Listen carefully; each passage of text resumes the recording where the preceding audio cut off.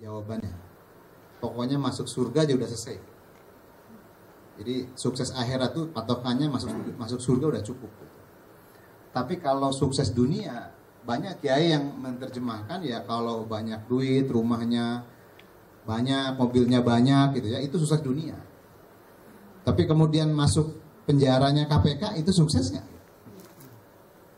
Yang banyak duit, kurang gimana tuh duitnya? Tadi minggu ini ya muncul lagi foto-foto Gayus gitu sedang jalan-jalan gitu. Di mana tuh yang terbaru? Saya nggak belum lihat beritanya gitu.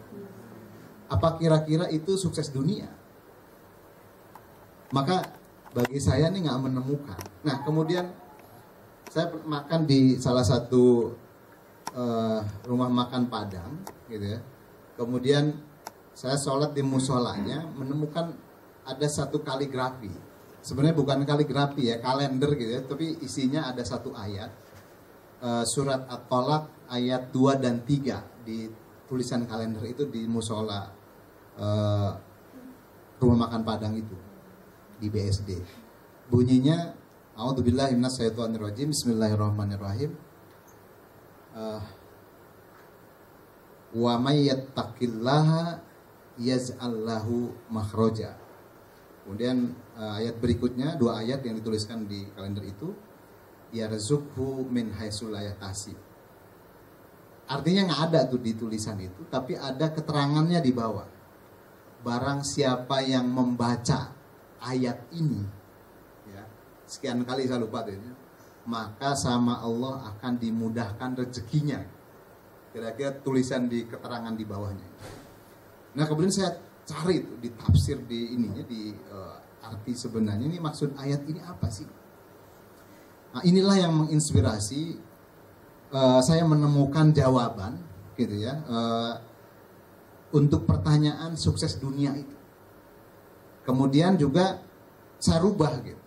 Maka ternyata akhirnya judulnya bukan lagi jalan menuju kesuksesan dunia dan akhirat, tapi rubah jalan menuju keberkahan dunia dan akhirat. Jadi dalam surat At-Tolak tadi disebutkan barang siapa yang bertakwa kepada Allah, wa may yattaqillaha yaj'al lahu makhraja. Allah akan memberikan jalan keluar atas permasalahannya. Nah saya dibacanya terbalik gitu, pemahaman saya bahwa Allah akan memberikan jalan keluar atas permasalahan hidup kita. Allah akan memberikan jawaban atas doa-doa kita. Tapi ada syarat yang harus dipenuhi dulu. Apa syaratnya? Wa may yattaqillaha. Nah, saya cari lagi nih. Definisi wa may yattaqillaha ini apa yang bisa diterjemahkan dalam kehidupan kita? Karena kita sering kan dengar ustadz ceramah, jadi orang yang benar gitu, rajin sholat, rajin puasa, rajin ibadah gitu. Tapi kira-kira sholat yang seperti apa yang mengantar kita kepada yaz'allahu makhraja tadi? Maka inilah yang memperkuat ide saya untuk menulis buku akuntansi amal ini. Jadi ini istihad saya pribadi begitu ya, tapi ini yang sebenarnya perjalanan hidup saya yang saya coba terapkan untuk diri sendiri. Nah, saya ingin dari buku ini apa yang saya rasakan, apa yang saya dapatkan itu mungkin juga bisa dirasakan oleh orang lain. Karena apa? Banyak orang yang mencari solusi hidupnya itu bukan kembali ke Al-Quran gitu. Ya dia macam-macam ya, orang ada yang ke orang pinter lah, ke macam-macam untuk mencari permasalahan kalau dia punya permasalahan hidup. Maka sebenarnya Allah sudah mengajarkan di dalam Al-Quran. Nah maka saya terjemahkan, sebenarnya akuntansi amal ini ingin membuat saya akuntansi rukun iman, rukun Islam sebenarnya ya. Cuma saya nyerah, tidak bisa mengakuntansikan akuntansi syahadat. Saya ambil dari akuntansi sholat, puasa, zakat, infak, sedekah, sama tilawah Quran. Nah, jadi yang dikatakan wa may yattaqillaha ini kira-kira kalau kita sudah menjalankan rukun Islam pertama. Rukun Islam yang mana? Pertama, ya kalau syahadat sudah pasti ya, itu baca syahadat, tapi saya tidak bahas di sini. karena tidak bisa kita kalkulasikan itu syahadat. Pertama saya bahas tentang puasa, tentang sholat. Nah, di dalam buku ini, sholat ini saya bagi dua. Ya. Jadi pertama ada sholat fardu, yang kedua ada sholat sunnah. Nah, saya beli buku-buku, kitab-kitab yang terkait dengan sholat. Jadi ternyata sholat ini kalau dalam kalkulasi akuntansi, nanti yang oleh Allah itu akan diberi pahala nilainya 1. Dan semua pahala ibadah, baik yang mahdoh maupun ghair mahdoh ya, nanti nilainya oleh Allah itu akan diberikan 0. Saya punya teman, ya dia jabatannya udah di perusahaan lain, ada direktur utama, ada komisaris utama, macam-macam. Orangnya baik sekali. Tiap minggu, tiap bulan dia pengajian di rumahnya. Kemudian dia ada rutin anak yang disantuni itu tiap bulan. Tapi pada saat waktunya sholat, saya rapat maghrib, sholat dulu, dia masih di tempat rapat. Kemudian isya, saya sholat dulu, dia masih di tempat rapat. Nah, kira-kira gitu, kalau kita punya amalannya sebanyak apapun di luar sholat, maka itu nilainya 0. Jadi kalau kita punya sederet 9 misalnya angka 0, tanpa ada angka 1 di depannya, maka 0 itu tidak bermakna. Maka wajar kalau dalam Al-Quran dikatakan bahwa sholat itu tiangnya agama. Bahkan di hadis lain, sholat itu pembeda antara yang muslim dengan non-muslim. Di beberapa hadis dikatakan bahwa kalau orang meninggalkan sholat fardu karena sengaja tanpa udzur dan dengan sadar, maka dia itu ada yang mengatakan itu keluar dari keislaman, ada yang tidak. Mayoritas sih tidak ya. Kekafiran meninggalkan sholat ini tidak mengeluarkan Islam. Tapi sebagian ulama ada yang dia keluar dari keislamannya. Kalau orang meninggalkan sholat dengan sengaja, dengan sadar dan tanpa udzur. Maka ini yang kenapa saya bahas bicara sholat. Nah, sholat pertama yang harus dijaga dan pertama adalah sholat fardu. Sholat fardu ini ada 5, ya, sholat subuh, duhur, asar, maghrib, isya, itu 5 waktu. Sama hari Jumat, duhurnya diganti dengan sholat Jumat, ya. Nah, kemudian dari sholat subuh ini saya bagi lagi. Ini pertama harus istiqomah.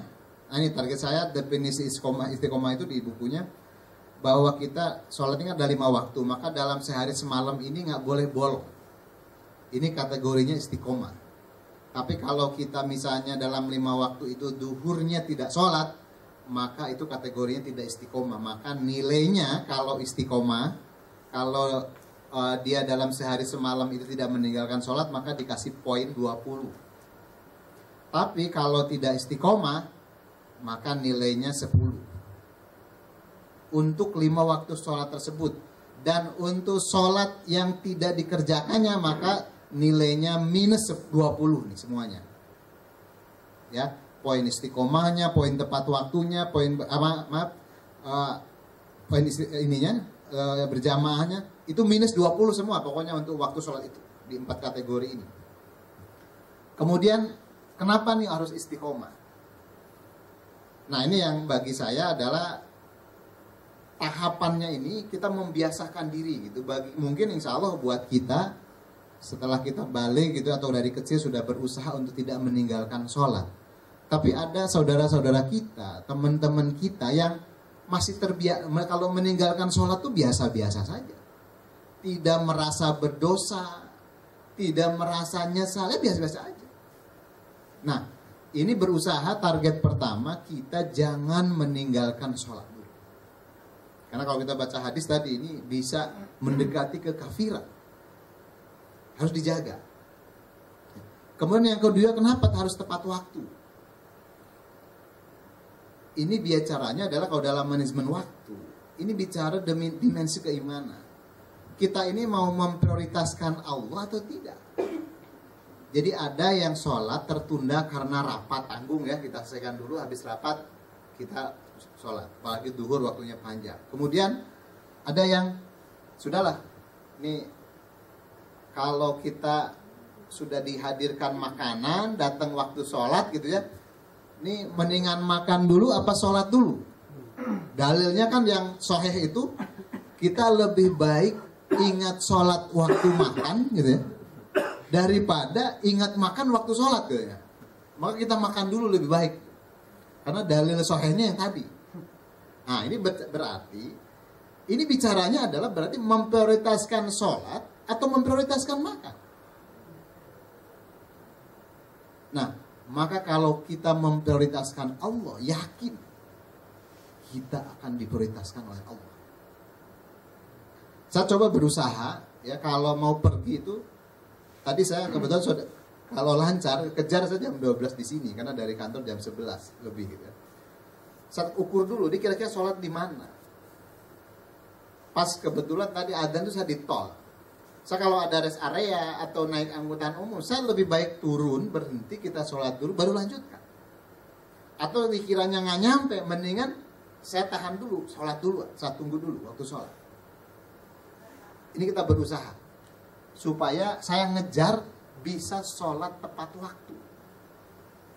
Tepat waktu definisinya, sholat duhur itu kan dari sekarang jam 12 kurang 10 sampai jam 3.00 gitu ya, bisa sholat asar.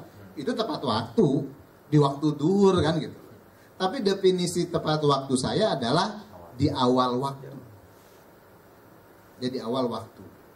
Ini yang menarik, saya baca seorang sahabat yang bernama Ummi Maktum. Beliau ini dalam keadaan buta. Ya. Selama 40 tahun Ummi Maktum ini kondisinya buta, tapi beliau sholat hadir di masjid, tidak pernah meninggalkan sholat berjamaah. Buku yang saya baca. Selama kurun waktu 40 tahun. Kemudian dalam kurun waktu 40 tahun itu, selama 30 tahun, sahabat Ummi Maktum ini hadir di masjid sebelum waktu adzan. Ini coba luar biasa. Saya pernah dikirim WA juga, ada sebenarnya di sini kalau ditayangin. Saya walau alam ini divisualisasi dari beliau atau tidak. Saya dikirimi ada seorang tua renta di Timur Tengah di WA itu. Kemudian sama kondisinya buta, di rumahnya itu mungkin sekitar 500 meter jarak masjid ke rumahnya beliau, itu dipantengi tali. Yang beliau itu berusaha, mungkin ada yang pernah dapat ya. Beliau itu tiap hari, setiap waktu sholat itu berjalan karena tidak melihat, itu megangin tali itu. Ini luar biasa coba. Saking memprioritaskan Allah. Tapi terkadang kita gitu ya, waktu luang, kemudian istirahat, cuma sekedar untuk bisa sholat tepat waktu, kayaknya susah sekali. Nah ini bicara dimensi keimanan kita. Kalau Allah kita prioritaskan, maka apapun aktivitas kita akan hentikan pada saat waktu sholat datang. Ya, bahwa adzan ini adalah penyeru kita untuk menghentikan semua aktivitas ya, kecuali sholat. Nah, bisa nggak kita gitu melakukan itu? Nah ini dilatih. Jadi tahapan pertama nih harus selesai dulu nih, bahwa kita tidak meninggalkan sholat. Target kedua, ya, ini tujuan. Jangan bertanya kepada saya kenapa Pak Dadang nilainya 20, kalau istiqomah kenapa kalau tepat waktu 20. Ini saya tujuannya adalah akuntansi amal ini cuma bukan bicara ngitung pahala. Saya tidak punya kekuasaan untuk itu, kemampuan untuk itu gitu. Saya cuma ingin yazidu wa yanqus ini tergambar gitu. Bahwa kalau hari ini saya ingin lebih baik dari kemarin, ya. Kalkulasinya ada di sini gitu ya, kira-kira. Ya, ini perhitungannya untuk masing-masing sholat ini. Jadi kalau subuh nih nilai. Nah kita bisa tahu Ada nilai per waktu sholat, ada nilai 1 bulan, ada nilai kumulatifnya. Jadi berapa kali saya sholat subuh ini berjamaah tapi tidak di masjid, berjamaah tapi tidak tepat waktu, berjamaah tetapi tepat waktu tapi tidak berjamaah, tepat waktu tapi tidak di masjid, berjamaah tapi tidak di masjid. Itu bisa keluar. Nah, ini sekarang sedang di develop softwarenya. Jadi kalau sekarang saya manual pakai Excel, kalau nanti ini bukunya juga ibu. Termasuk softwarenya ini tinggal klik-klik aja gitu. Sholat misalnya keluar fardu atau sunnah. Kalau fardu keluar duhur, subuh atau isya, tinggal klik. Ya, yang keluarnya grafik. Jadi tujuannya ini adalah kita punya target harus memperbaiki. Dengan cara apa? Ya ini tahapannya. Saya berusaha istiqomah dulu. Kemudian yang kedua berusaha jaga tepat waktu. Ya. Kemudian yang berikutnya, ya, setelah kita berusaha tepat waktu, biasanya nih kalau sholat kita tepat waktu maka berjamaahnya dapat. Gitu. Ya, kalaupun kita tidak ada orang, tidak teman, gitu, tidak saudara, tidak menemukan masjid, tepat waktunya dulu nih. Tapi cenderungnya biasanya kalau kita ingin ini, maka harus berusahakan berjamaah. Dan kalau kita baca pahala hadis-hadis dan ayat Al-Quran, pahala keberjamahan itu luar biasa. Ya, seperti sholat berjamaah ini 27 derajat gitu lah kalau dibandingin gitu pahala sholat berjamaah. Doa yang diaminkan oleh 40 orang makbul. Kemudian mayit atau orang yang meninggal yang disolatkan minimal 40 orang juga diampuni dosa. Dan banyak-banyak lagi hadis yang pahala keberjamahan itu lebih utama dibanding mufarid. Nah, ini bicaranya kita manajemen teamwork. Jadi semua ajaran sholat, ya kalau kita baca Abu Sankan ya, yang sholat khusyuk, itu harusnya tergambar dalam kehidupan sehari-hari. Kalau kita sudah berusaha nih istiqomah, berusaha tepat waktu, biasanya karena bahwa kerja itu bagian dari ibadah, maka saya harus hadir di tempat kerja itu sebelum waktunya. Misalnya jam kantor jam 8, saya harus hadir setengah 8 di kantor. Saya setting waktu jam berapa perjalanan dari rumah, jam berapa sampai ke kantor, nanti sholat duha dulu, tilawah Quran. Bukan sudah datang setengah 9, ya karena pengurus rohis masuk sholat duha dulu gitu ya, baca nyelesain odos dulu nih, one day one juz, selesai jam 10 gitu. Nggak begitu ya, datang hadir sebelum waktu kerja. Karena banyak nih, kenapa ada lulusan UIN gitu ya sekarang masuk ke bank syariah banyak yang ditolak, Pak. Mohon maaf, Pak, di sini belum ada musolanya. Karena dikiranya lulusan UIN di situ bisanya cuma imam musola, padahal dia jurusannya perbankan syariah gitu prodinya. Ya. Dan ada yang menganggap orang tadi di jam kerja baca Quran, di jam kerja sholat duha, itu ngapa? Ini kan sebuah kebaikan. Harus kita bisa menempatkan gitu. Karena ada waktunya. Lebih baik kita ada tadi sebelum jam kerja kita udah hadir di kantor, kita bisa melaksanakan sholat duha. Nah, ini dimensi bahwa sholat ini harus menjelma dalam sebuah aktivitas kita.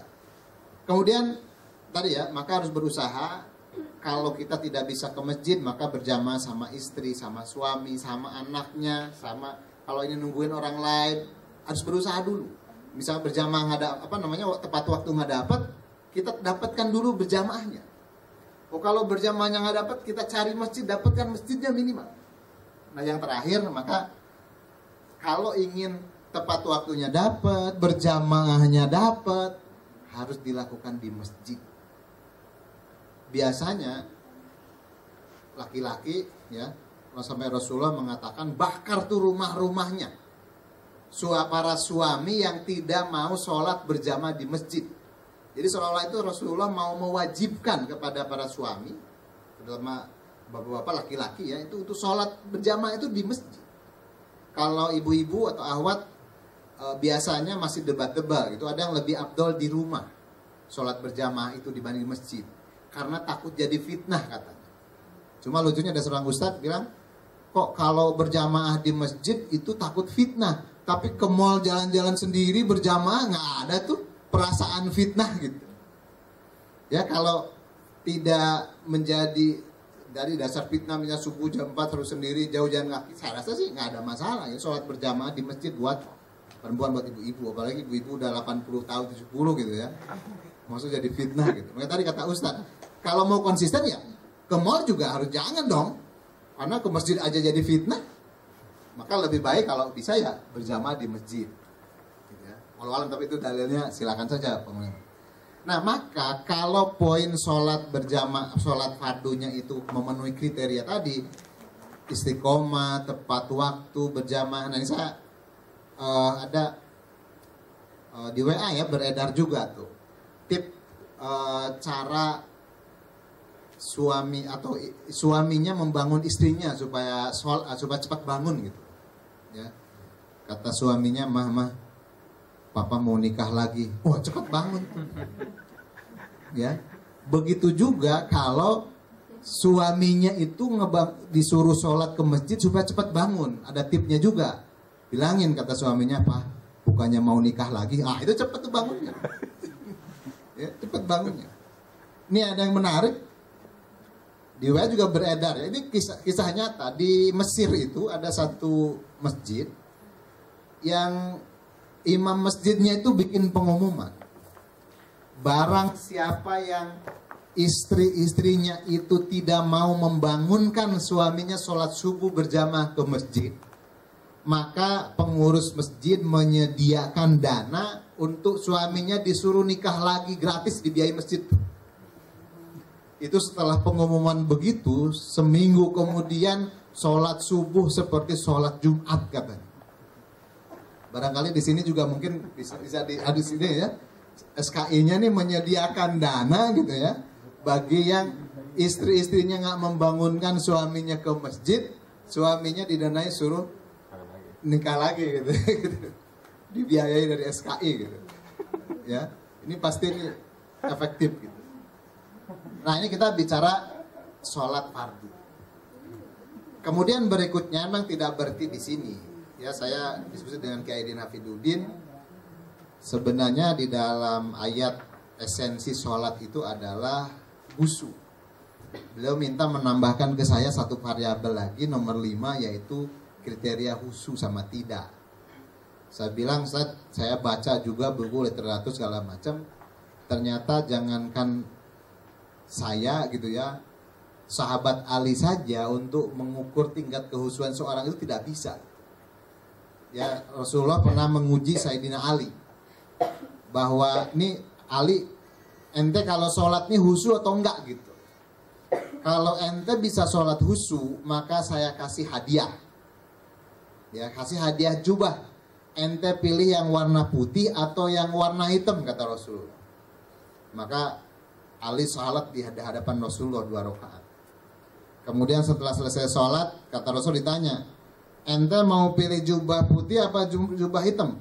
Putih, Rasulullah. Wah, berarti ente nggak khusus sholatnya. Karena waktu sholat, nih kalau saya lulus nih nanti pilih yang warna merah, putih apa warna hitam ya, kata di dalam pikiran sahabat Ali gitu, waktu lagi sholat. Maka nggak lulus tuh. Nah, begitu juga saya mengkalkulasi, cari kriteria, termasuk saya baca juga bukunya Ustaz Abu Sangkan gitu ya, kriteria sholat khusyuk. Saya tidak bisa mengkuantitatifkan. Bahkan saya sendiri juga tidak bisa mengukur ya bahwa saya sholat saya ini khusyuk atau tidak. Ya. Nah, maka saya tidak masuk tapi di pembahasan bab ininya, karena tadi sekali lagi saya tidak membahas rukun sholat, syarat sahnya sholat. Cuma saya di bukunya membahas tentang keutamaan sholat berjamaah, keutamaan sholat tepat waktu, kemudian ada hal-hal yang dimakruhkan waktu sholat gitu ya. Sebagai contoh saya menemukan walaupun hadisnya sahih atau tidak gitu ya. Jadi salah satu yang dimakruhkan waktu sholat itu biasanya kita kan meletak-letakkan tangan tuh. Nah kayak gini-gini. Itu makruh tuh sholat. Kalau kita lagi sholat memang enak gitu. Terus leher begitu-gituin gitu kan. Waktu sholat itu salah satu yang makruh. Kemudian, nah ini saya untuk mencari, kalau di dalam akunting itu kan harus ada kreditnya gitu ya, pengurang nilai sholat gitu. Yang makruh ini tidak membatalkan sholat tapi membatalkan pahalanya. Seperti puasa itu ada batal puasa, ada yang cuma membatalkan pahala puasa. Kayak gibah, puasanya nggak batal, tapi dia tidak dapat pahala. Kalau lagi puasa kita gibah. Nah, di dalam sholat juga hati-hati. Mungkin sholatnya iya, kita udah istiqomah, tepat waktu, berjamaah di masjid, tapi syarat rukun sholatnya tidak terpenuhi, bahkan hal-hal yang dilarang yang membatalkan sholat. Ini, nah kemudian saya mungkin kali ini hanya bisa bahas tentang bab sholat saja.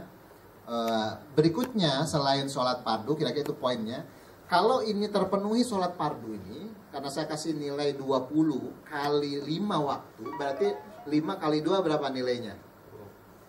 Ya, maaf, satu waktunya itu dapat 4 kriteria kan, 20 kali 4 itu dapat nilai 80. Satu waktu sholat fardu. Jadi kalau terpenuhi 100%-nya itu nilainya 80 kira-kira. Itu memenuhi kriteria 100%. Kenapa 80? Karena di dalam sholat itu ada sholat sunnah. Ya, sholat sunnah saya bagi ada sholat rawatib, ada sholat goer rawatib. Ya, nah, maaf. Jadi pertama sholat rawatib dulu. Sholat rawatib ini adalah sholat yang menyertai sholat fardu. Ya, yang menyertai sholat fardu. Qobla, ba'da. Ini namanya sholat sunnah rawatib. Kemudian yang kedua, yang rawatib ini ada yang lainnya goer rawatib ya sholatnya. Banyak sholat sunnah-sunnah lain. Nah, kalau kita ingin menjaga sholat fardu tadi tepat waktu, istiqomah, berjamaah dan di masjid, maka kita kalau bisa nih setelah kriteria 4 yang tadi tingkatin nih. Membiasakan diri mengerjakan sholat rawatibnya. Ini untuk menjaga sholat fardunya. Tapi hati-hati kalau kita terbiasa meninggalkan sholat sunnah, terutama rawatib, maka nanti akan terbiasa juga meninggalkan sholat fardu. Tapi kalau kita membiasakan diri menjaga sholat rawatib ini, kira-kira ada nggak yang sholat qobla subuh nggak sholat subuh? Ada nggak yang sholat ba'da duhur tapi nggak sholat duhur? Ya. Nah, saya baca di hadis-hadis, idealnya sholat qobla ini adalah di antara iqomah dan adzan. Tapi saya tidak menemukan hadis larangan, saya nggak tahu nih, saya mungkin mau dikoreksi. Bolehnya kita itu sholat qobla kalau kita datang misalnya sholat duhur kan jam 12, yang sekarang jam 10, jam 1 baru datang nih ke masjid nih, sendirian. Saya tidak menemukan larangan melakukan sholat qoblanya gitu. Karena saya pingin abdol nih, kita kan nggak ada teman yang ditunggu segala macam, saya sholat qobla dulu. Tapi di dalam hadis saya menemukan waktu sholat qobla itu adalah di antara adzan dan iqomah. Nah, kalau ambil tafsir hukum, kalau dia tentukan di situ berarti yang lainnya nggak boleh gitu. Tapi saya nggak menemukan larangannya masalahnya gitu. Ya. Tapi intinya kita bisa nggak berusaha qobla ini. Nah, kemudian yang kedua ba'danya. Nah, di sini di hadis akuntansi kenapa saya poinnya 80 supaya dapat 100%-nya di bawahnya itu adalah melaksanakan sholat qobla ba'danya ini. Ya. Ini yang warna hijau itu adalah tadi kan rawatib ya. Rawatib dibagi dua, ada mu'akkad sama ghair mu'akkad. Jadi kalau sholat subuh itu qoblanya 2 rakaat. Ya, mu'akkad. Ya. Kalau duhur, ini saya juga baru tahu nih setelah nulis ini gitu. Saya tahunya duhur itu qobla ba'danya mu'akkad, udah selesai gitu, 2-2. Ternyata qobla duhur itu 4 rakaat. 2 rakaat mu'akkad, 2 rakaat ghair mu'akkad. Jadi kenapa nih? Qobla di sini ya jauh ya 10 nilainya, ba'danya 10 gitu ya. Kemudian yang qobla ba'danya yang merah, yang kuning itu ghair muakkad. Dapat 5 nilainya gitu. Ini maksud saya nih. Jadi kalau ba'danya di subuh tidak ada, ba'da subuh. Ya, qoblanya. Ini yang menarik saya baca di bukunya yang ditulis oleh Dr. Ragib Alatas. Judulnya Supaya Saya Bisa Sholat Fajar. Beliau mengatakan kalau kita beli tiket pesawat. Mungkin jangan tiket pesawat, tiket kereta api atau tiket bis gitu mau keluar kota. Misalnya bis itu atau tiket pesawat itu berangkatnya jam 4 pagi.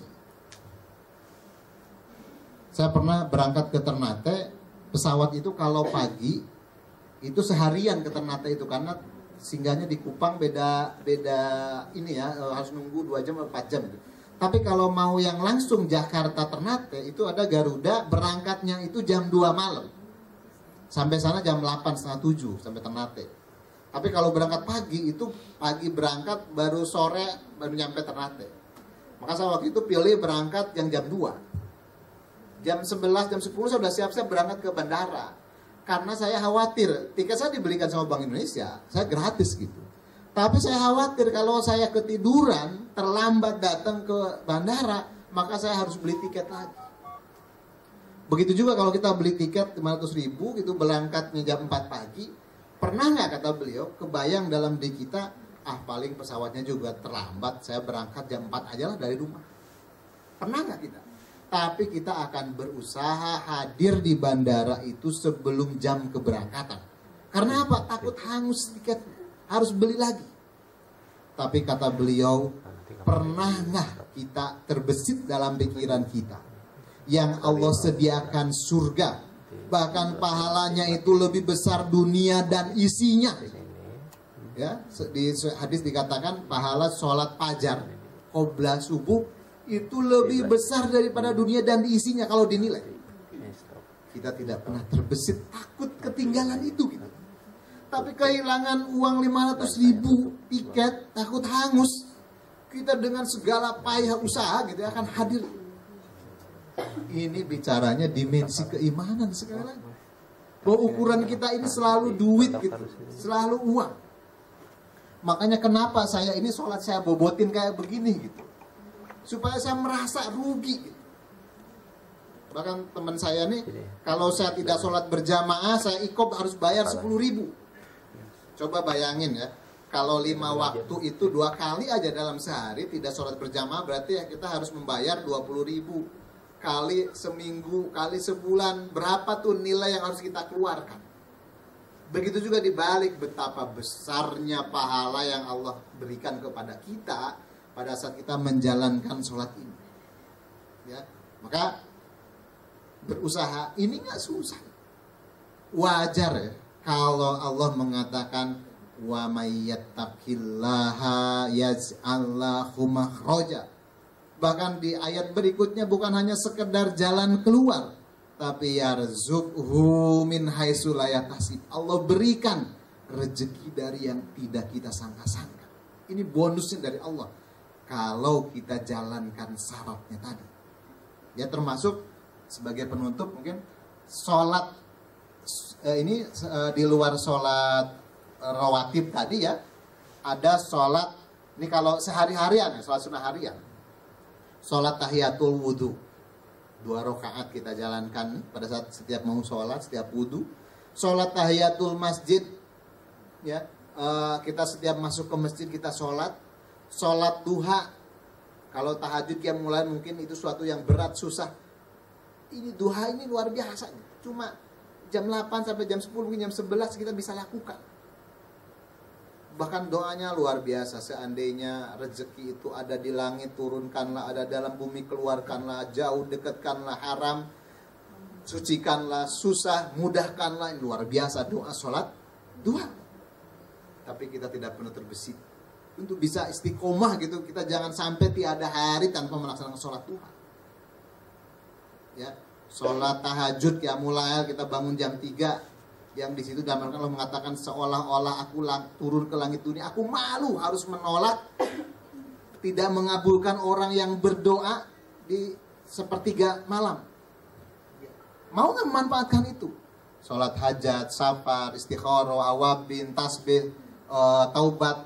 Nah, saya juga baru menemukan di antara subuh dengan terbit fajar itu ada satu sholat yang namanya sholat isyraq saja. Itu luar biasa. Maka kalau di handphone tuh download jadwal waktu sholat, ada judulnya itu fajar gitu. Nah itu tuh sebelum ini bukan fajar ya, terbit matahari itu gitu. Itu di situ. Sholat Isra. Ada 19 nih kalau tidak salah. Ya. Jenis-jenis sholat sunnah harian sampai witir terakhir. Jadi sebenarnya untuk dapat poin dari Allah tuh nggak susah. Maka saya dengan keluarga saya pribadi berusaha sekarang pilih mana babak belur kerja dari berangkat subuh ya sebelum orang ke masjid, pulang orang sudah pada tidur gitu, ronda udah datang. Mendingan babak belur ibadah yang hasilnya udah pasti Allah janjikan, janji Allah nggak mungkin dolim kepada makhluknya, atau mendingan babak belur kerja. Sehingga saya sejak menjalankan ini, Masya Allah, saya nggak perlu berangkat ke kantor, ngantor itu saya cuma rapat aja. Ya. Dan saya punya konsultan, klien itu yang datang itu nelponin mereka, bukan kita yang nyari gitu. Yaj'allahu mahroja itu luar biasa. Bahkan yarzuqhu min, kemarin saya habis bini, makanya baru lahiran istri anak yang keempat. Tapi masih dari istri yang pertama saja gitu. Dari awal saya kontrol di rumah sakit. Ya, niat memang mau melahirkan di rumah sakit. Di rumah sakit itu lahiran ya 6 juta paling murah. Pas 8 bulan diponis ada lilitan tali ari di lehernya. Kemudian diputuskan waktu mau lahir ini nggak bisa normal. Kata dokter harus operasi. Tapi istri menolak, nggak mau dioperasi, kita pulang tuh tanda tangan tuh, keluar udah masuk persalinan, keluar lagi pulang. Kita cari bidan di dekat rumah tuh. Lahir normal, bahkan 3 lilitan, cuma bayar 1,7. Ya kalau Allah yaz'allahu mahroja itu bukan hanya sekedar pendapatannya ditambah, tapi pengeluarannya dikurangi gitu. Apa nggak enak tuh gitu. Dulu kita belajar manajemen keuangan keluarga ya gitu. Jadi ternyata kuncinya kalau ingin rezeki kita lancar, urusan dimudahkan oleh Allah, ya masalah dijauhkan dari keluarga kita, ini kuncinya. Bahwa Allah sudah memberikan rahasianya. Wa mayyatakillah. Nah maka Mario Teguh sering mengatakan kita sering takut tidak sanggup melakukan sesuatu yang memang tidak sanggup kita lakukan. Tapi kita tidak pernah menakutkan, khawatir kita tidak melakukan sesuatu yang sebenarnya mampu kita lakukan. Istiqomah berjamaah tepat waktu suatu bisa. Kalau itu menjadi habit kita, Allah tuh akan atur luar biasa. Skenario Allah indah sekali. Perjalanan kita sekarang tuh cuma perjalanan nih duhur menunggu asar aja gitu. Saya harus asar di mana? Nah, diisilah aktivitas dengan yang kebaikan. Itu yang Allah akan berikan. Ya. Mungkin berikutnya di waktu yang akan datang, karena waktunya terbatas. Kira-kira nah inilah yang barangkali kalau kita bisa membiasakan diri sebuah aktivitas yang memang ditarget, diprogram gitu ya, harus dilakukan, harus dipaksa. Tapi kalau sudah jadi kebiasaan itu subhanallah nikmat sekali. Saya kalau rapat adzan tuh masih belum berhenti terus dumel, kesel, nggak nyaman gitu. Harus keluar. Ya. Nah coba membiasakan diri hal-hal yang baik itu. Insya Allah nih, ya Allah juga akan berikan kita kemudahan. Itu mungkin sebagai bahan nanti kalau untuk kita diskusikan, monggo. Barangkali ini bukan tausiah, ini sharing saja. Sebenarnya saya tuliskan beberapa ini ya testimoni-testimoni yang mungkin pribadi saja yang saya alami sejak saya menjalankan ini. Maka saya berani memberikan garansi Bapak Ibu di sini coba jalankan ini 1 bulan aja ya. Tapi ininya harus 100 ya poinnya. Jalankan 1 bulan. Full 100. Kalau tidak ada perubahan dalam kehidupan Bapak Ibu, udah berhenti deh, nggak usah sholat. Saya berani menggaransi, mungkin nggak usah sebulan, deh seminggu aja. Tapi ininya 100% semuanya ya, full. Sholatnya tepat waktu. Nah ini yang ini sholatnya dipenuhi semua nih, sholat sunnahnya. Qobla badannya dipenuhi semua, tepat waktu berjamaah.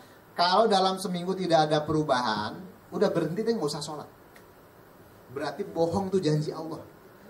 Al-Qur'annya tidak benar tuh ya Allahu mahroja ya rezukhu min rizq, itu berarti nggak benar.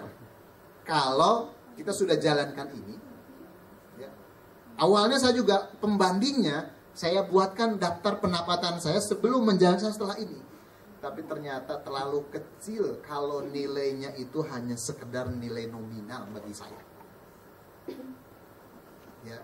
Itu mungkin kira-kira nggak selesai nih kalau ini. Atau kalau ada diskusi, kalau tidak ada saya tutup.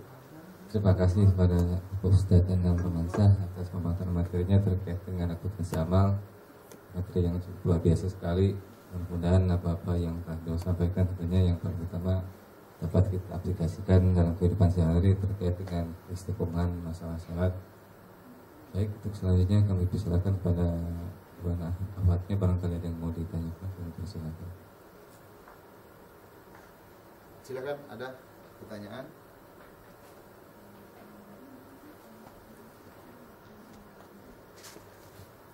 Bismillahirrahmanirrahim. Assalamualaikum warahmatullahi wabarakatuh. Waalaikumsalam.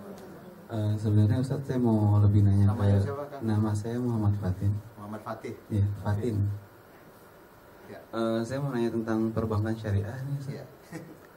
Kalau di perbankan syariah kan ada prinsip hiwalah ya, Ustaz. Ya. Transfer utang piutang. Itu sebenarnya landasannya apa ya, Ustaz? Terus syarat dan rukun itu apa? Terima kasih, Ustaz. Assalamualaikum.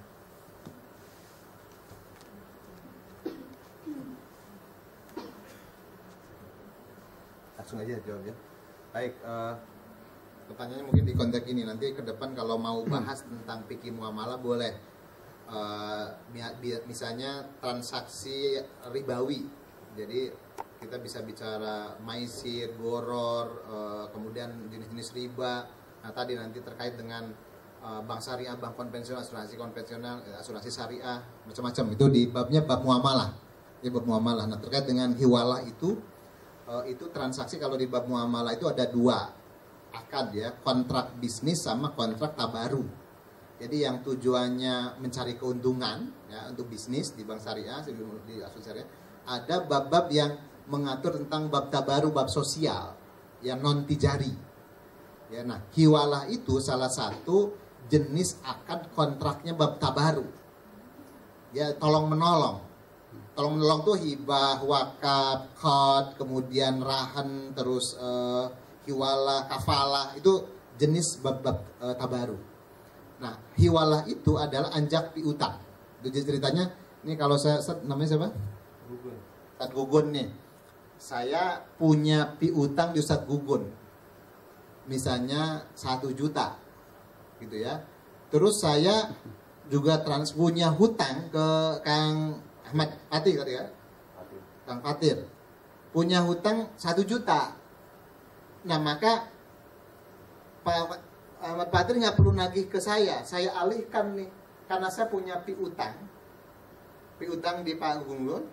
Nah dialihkan yang Pak Gungun tuh bayarnya ke Pak Fatir. Itu namanya anjak piutang atau hiwalah. Nah kalau di konven biasanya produk ini dipakai untuk take over. Kalau di bank syariah.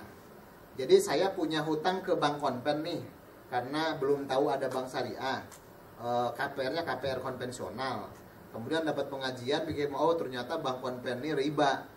Kemudian datang ke bank syariah ya untuk mengajukan pembiayaan yang tujuannya untuk melunasi utang saya ke bank konven. Kan bank konven punya tagihan di saya. Saya punya hutang ke ini. Jadi mengalihkan hutang saya ke bank syariah. Nah itu dipakai produknya, walaupun nanti di syariah ini sekarang ada namanya hybrid kontrak. Ya penggabungan antara kontrak bisnis dengan sosial, seperti rahan ya. Karena kalau saya ini sebenarnya kan cuma menolong nih, saya tuh menolong butuh uang segera. Kan gini, saya nih nggak punya hutangnya masih 2 bulan misalnya, tapi butuh cepet, maka hanya disuruh lagi karena saya lagi nggak punya uang. Nah akhirnya sebenarnya tolong menolong begitu, memenuhi kebutuhan. Kalau nunggu jatuh tempo hutang di saya kelamaan, maka saya punya piutang nih yang sudah jatuh tempo, maka langsung bayar. Nah cuma dalam bank syariah kan bisnis, nggak mungkin dong sosial nggak ada biaya-biaya, maka dia pakai ujroh. Maka kontraknya, praktek hiwalahnya di bank syariah bukan lagi hiwalah seperti tadi, tapi saya minjem uang ke bank syariah, akadnya qad ya, yang itu nanti untuk dibayarkan ke bank konven. Nah kemudian objeknya dimurabahahkan, jual beli ya, sama seperti ini. Jadi landasannya kalau ini adalah anjak piutang itu tolong menolong ya, maka tidak bisa di dalam dipakai kontrak bisnis ya. Rahan juga sama, di bank syariah itu tidak ada akad rahannya. Kalau rahan itu kan menjaminkan kan, menjaminkan barang, kita pinjam uang menjaminkan. Tapi di bank syariah kita dapat pinjaman uang dari bank qad yang mengembalikan sebesar nilai ininya, kemudian jaminan kita disimpan di pegadaian di bank syariahnya. Nah, bank syariah menyewakan tempat jaminan kita per harinya bersekian gitu ya, sebulan sekian. Dia dapat untungnya dari situ. Nah, itu yang disebut dengan hybrid kontrak sekarang. Jadi satu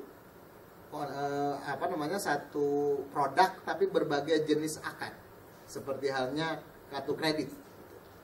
Jadi kira-kira praktek random seperti itu. Kalau di ini, ya nanti mungkin ke depan kita bisa bahas. Sebenarnya bidang saya lebih itu ya. Jadi kalau kita membahas fikih muamalah, ya dari mulai bab terbaru, bab tijari kita satu-satu kita bahas yang sering kita lakukan dalam kehidupan sehari-hari. Baik, begini. Karena waktu sudah lewat Ustaz. Baik.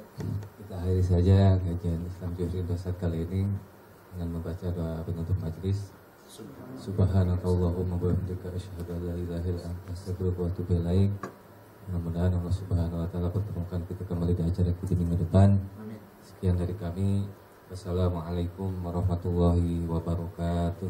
Waalaikumsalam.